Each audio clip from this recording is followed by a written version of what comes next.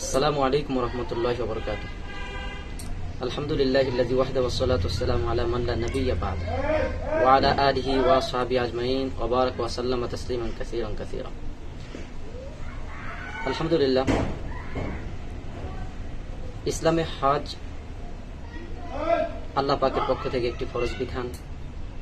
যেমন নামাজ, রোজা, যাকাত তেমন একটি বিধান।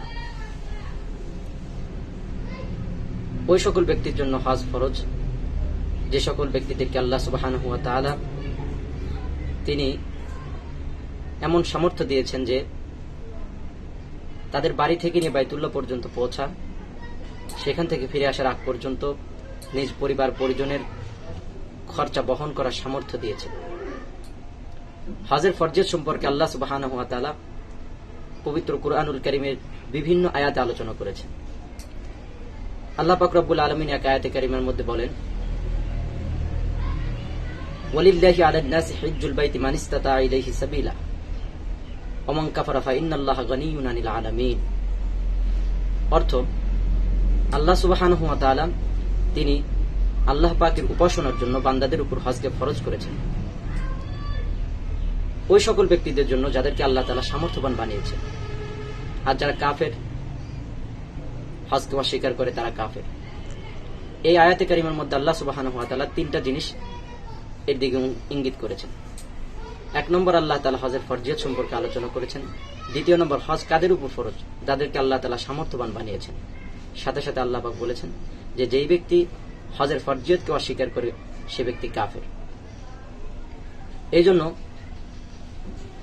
হযরত আলী কারামাল্লাহু ওয়াজহু রাদিয়াল্লাহু তাআলা আনহু তিনি বলেন, রাসূলুল্লাহ সাল্লাল্লাহু আলাইহি ওয়াসাল্লাম বলেছেন, যেই ব্যক্তি হজ করার যোগ্যতা থাকা সত্ত্বেও, হজের বাহন এবং সর্ব ধরনের আসবাবপত্রের যোগ্য হওয়া সত্ত্বেও বাইতুল্লাহ হজ বা জিয়ারত করে না, সেই ব্যক্তি কাফের, ইহুদি হয়ে মরে যাওয়ার মধ্যে কোনো পার্থক্য নেই।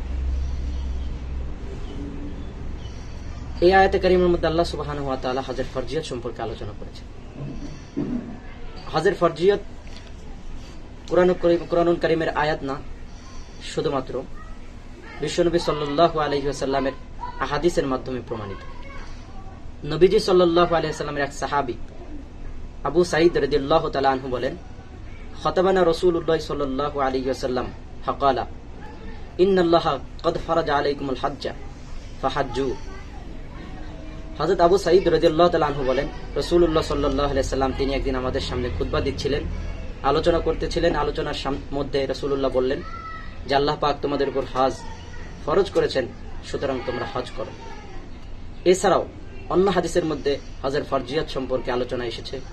নবীজি সাল্লাল্লাহু আলাইহি ওয়াসাল্লাম তিনি বলেন, বুনিয়াল ইসলাম আলা খামসি শাহাদাতি আল্লা ইলাহা ইল্লাল্লাহ ওয়া আন্না মুহাম্মাদান আবদুহু ওয়া রাসূলুহু ওয়া ইকামিস সালাহ ওয়া ইতাইজ যাকাত ওয়া হজ্জিল বাইতি ওয়া সাওমি রমাদান।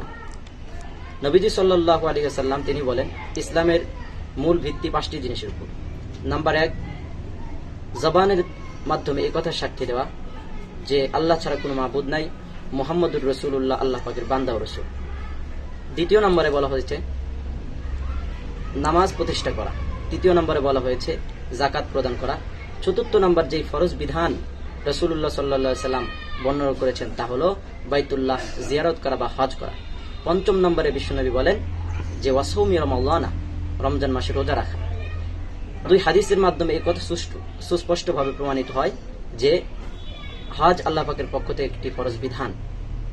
শুধুমাত্র কুরআন হাদিস নয়, বরং ইজমাই উম্মতের মাধ্যমে হজের ফরজিয়ত প্রমাণিত। মুলুকুল উলামা আল্লামা কাসানি রহমতুল্লাহ আলাইহি তিনি তার কিতাব বাদায়ে, আল্লামা শেখ সিন্দি রহমতুল্লাহ আলাইহি তিনি তার কিতাব লুবাবুল মানাসিকে উল্লেখ করেছেন এ বিষয়ে। সেখানে ইজমাই উম্মত আলোচনা করেছেন। বলা হয়েছে ওয়াম্মাল ইজমাউ ফালিয়ান্নাল উম্মাতা আজমাত আলা ফরজিয়্যতিহি। সেই জায়গাতে বলা হয়েছে যে উম্মতের উলামায়ে কিরাম বা সকল উম্মতের সকল মানুষ এ কথার উপর ঐকমত পোষণ করেছেন যে হজ আল্লাহ পাকের পক্ষ থেকে একটি ফরজ বিধান। এছাড়াও যৌক্তিকভাবে হজের ফরজিয়ত প্রমাণিত হয়েছে। তা এভাবে যে আল্লাহ পাকের যত ধরনের বিধান রয়েছে, ইবাদত রয়েছে, উপাসনা রয়েছে, এগুলার মূল মাকসাদ হচ্ছে নিজেকে আল্লাহ পাকের সামনে গোলাম রূপে নিবেদিত করা এবং আল্লাহ পাকের নিয়ামতের শুকর আদায় করা, যা হজের ভিতরে পরিপূর্ণভাবে পাওয়া যায়। কারণ একজন মানুষ বা একজন বান্দা যখন, একজন হাজি যখন হজের ইহরাম করেন, তখন এই সময় সম্পূর্ণভাবে আল্লাহ পাকের কাছে বিনীত বানিয়ে দেন, একেবারে নিজেকে ছোট করে দেন, নমনীয় বানিয়ে দেন, আর সাথে সাথে এই কষ্ট ক্লেশ করে হজ করেন। হজ করার পরেও আল্লাহ পাকের শুকর আদায় করেন। এর মাধ্যমে বোঝা যায় অন্যান্য বিধান, ফরজ বিধানের সামনে যেমন বান্দা তাকে নিজেকে আল্লাহ পাকের সামনে গোলাম রূপে নিবেদন করে, ঠিক অনুরূপভাবে হজের মধ্যে এরকম হয়। তো এগুলো থেকে সম্পূর্ণভাবে বোঝা যায় যে হজ আল্লাহ পাকের পক্ষ থেকে একটি ফরজ বিধান। এই ফরজ বিধানকে যারা অস্বীকার করবে, তারা কোরআন, হাদিস, ইজমাই উম্মাত অনুযায়ী তারা কাফের। আর যারা কাফের, তাদের আমল আল্লাহ তাআলা গ্রহণ করবেন না এবং ফরজ অস্বীকারীকে আল্লাহ তাআলা ক্ষমা করবেন না। এই জন্য হজের ফরজিয়তকে আমরা ফরজ মেনে ইনশাআল্লাহ তাআলা আদায় করার চেষ্টা করব। আল্লাহ তাআলা আমাদের সকলকে তৌফিক দান করুন। আসসালামু আলাইকুম ওয়া রাহমাতুল্লাহি ওয়া বারাকাতুহু।